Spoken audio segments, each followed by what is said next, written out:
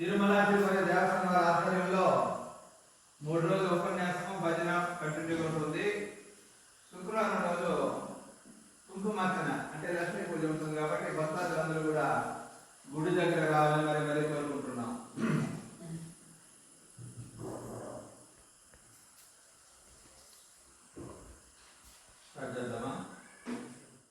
సేవకాభీష్టదాయకం ఏకదంతం ఉమాపుత్రం నమామి గజానన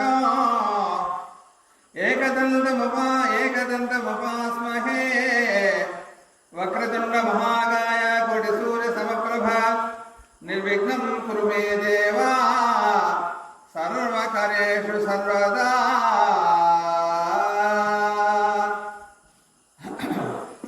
తొండమునేకదంతమును దూరము బుద్ధేమహస్తము మెండుగమును గజ్జలను మెల్లని చూపుల మందహాసము కొండుగ బుద్ధు రూపమున కోరిన విద్యలకల్ల ఉచ్చవయుంగడి ఓయి గణాధిపాయ పార్వతీతనయ నీకు మృక్కెదా.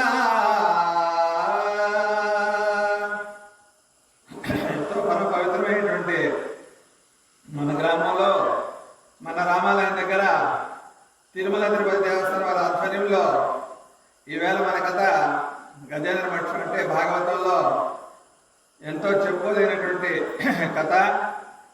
అసలు భాగవతంలో గజేంద్ర మఠానికి ఎంత ఆసక్తి ఎంత ప్రాధాన్యత ఉందంటే మన గీత కథ మన అందరికీ ఆరాధ్య దైవం. అటువంటి పరమాత్మ